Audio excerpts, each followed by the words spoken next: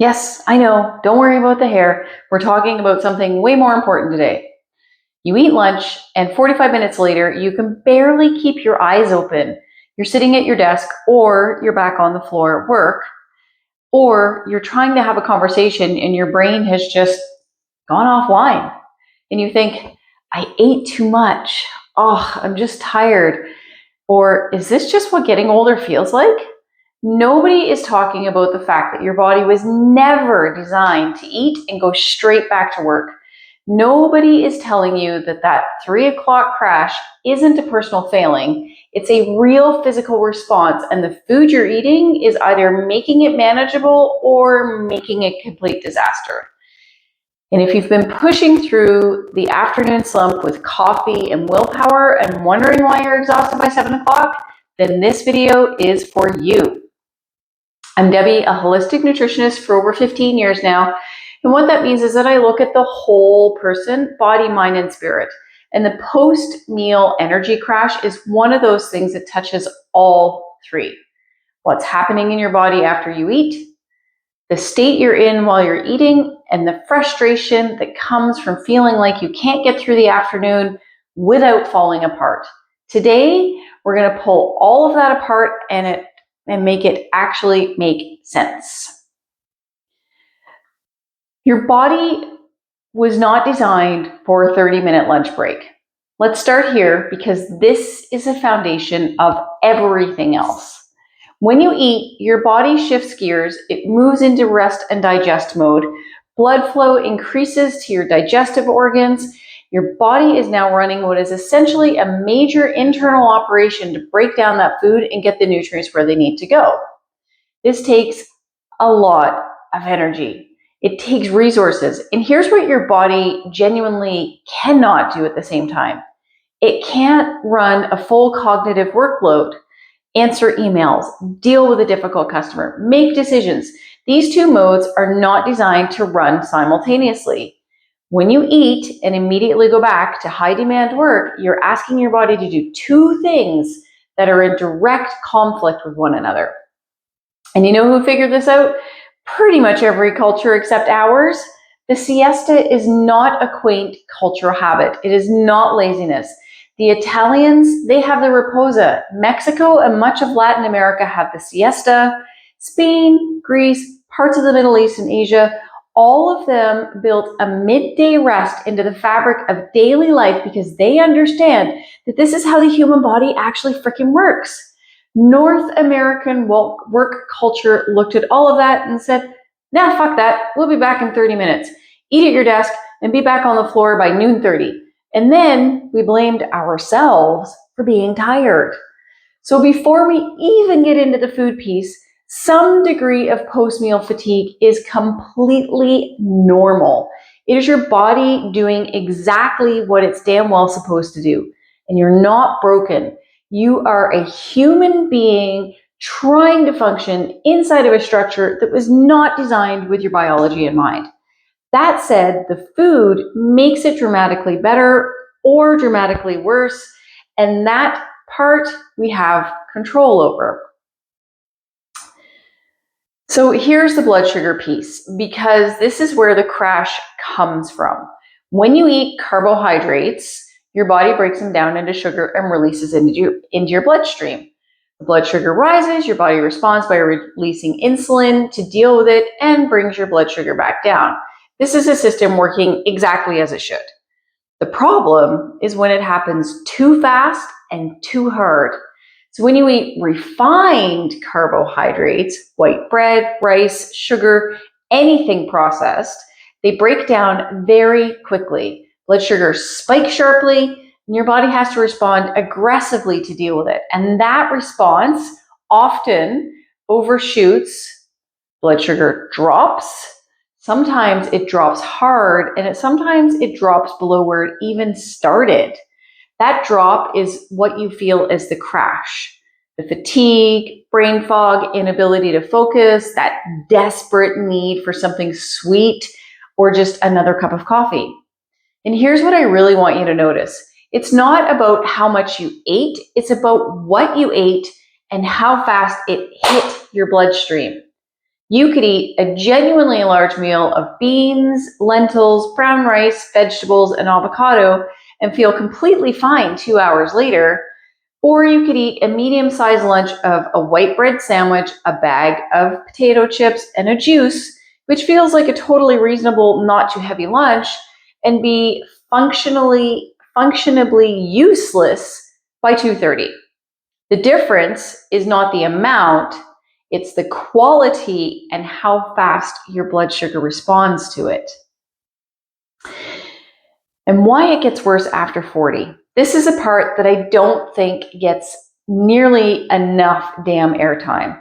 After 40, and particularly as women move into perimenopause and menopause, blood sugar regulation changes. This is not something that happens because you stopped trying. It is a damn hormonal shift. As estrogen begins to fluctuate all over the place and it declines, your body's ability to manage blood sugar smoothly becomes less efficient than it was in your 30s. The spikes get steeper, the crashes get harder, and the recovery just takes longer. What this means practically is that the same lunch you ate at 38 might hit you completely different at 49. Your body is genuinely not processing it in the same way. And if you're also dealing with disrupted sleep, which is its own perimenopause hell, your hunger signals are already off and your body is already craving quick energy before you even sit down to eat. This is not talked about nearly enough. Women are walking around thinking that they have no energy because they're just getting old or not exercising enough or just not as resilient as we used to be. And the blood sugar piece is enormous and it keeps getting skipped. So what makes it worse? A few things stack on top of your blood sugar response and amplify the crash. And I want to talk about them because they're all things you can actually do something about. Not having enough protein and fat at the meal is a big one. Protein and fat slow down how quickly the food is being broken down and released into your bloodstream. They take the edge off of the spike. And your lunch is, if your lunch is mostly carbohydrates with minimal protein and fat alongside it, you have nothing moderating the blood sugar response. And a lot of lunches that look healthy on the surface are actually very carb heavy. A big bowl of pasta, a wrap that's mostly bread, a sandwich with one thin slice of something and two thick pieces of bread, rice with roasted vegetables and nothing else. They look like food. They're not balanced in a way that keeps your energy stable. Eating while stressed or distracted makes it significantly worse too. And this one is really underestimated. Your body needs to be in rest mode to digest properly. If you're eating while scrolling or working at your desk or standing over the counter or mentally running through your to-do list, you are literally less able to break down and absorb your food efficiently. Even if you ate the right things, you may not be getting the full benefit of them because your body wasn't in the right state to receive them. And lastly, consistently eating ultra-processed food creates a background level of inflammation over time that makes the whole blood sugar system sluggish.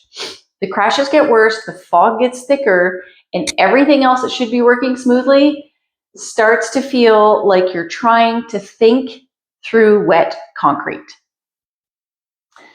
So I want to tell you what I actually eat at lunch because this is what it looks like in practice, and the gap between nutrition advice and real life is where most people get lost. I eat a lot. I am not a small portion person at all. But what I eat is built to keep me functional in the afternoon, and I've been doing it long enough that that's just how I cook now. Every lunch has protein, and for me, that means lentils, beans, or tofu, and usually more than one at the same time. If I'm making a rice bowl, there are lentils and tofu in it, or beans and tofu. And if I'm doing something like a taco or burrito, adjacent to it, there are beans. And if it's a salad, there's a legume in it, always, without exception. That protein is what keeps my blood sugar stable and my brain working past 2 o'clock. Avocado for fat, half an avocado on or alongside whatever I'm eating, because fat slows everything else down and keeps you satisfied in a way that low fat just won't. Whole food carbs instead of refined ones, so rice instead of white bread, and for me it's brown rice because I just prefer it. Yes, it takes that little bit longer to cook, but so what? Lentils instead of crackers, sweet potatoes instead of instant mash. These foods have fiber, and that slows down digestion and keeps the blood sugar response more stable and more manageable. They don't send everything spiking into your bloodstream all at once. And I try, and I'm genuinely still working on this one, to actually sit down and eat, not answer messages, not scroll, just eat. Even 15 minutes of actually being present with your meal changes how well you absorb it and how you feel afterwards. Your body needs to be in rest mode to digest properly. That means actually resting, even briefly, even imperfectly. You are going to feel some degree of tiredness after eating. That is perfectly normal. That is your body doing the damn job it's supposed to do. What you can control is whether that normal tiredness becomes a 2-hour fog that wrecks your entire afternoon or not. Build your meals around whole food carbs with protein and fat. Fat is not the enemy. Get off refined carbs as your main fuel at lunch. Sit down when you eat, and maybe, just maybe, start making the case to whoever needs to hear it that a 30-minute desk lunch is not how the human body was ever designed to function. The siesta was never the problem. The 30-minute standing lunch break is. Subscribe for more no BS nutrition advice, and I'll see you in the next one.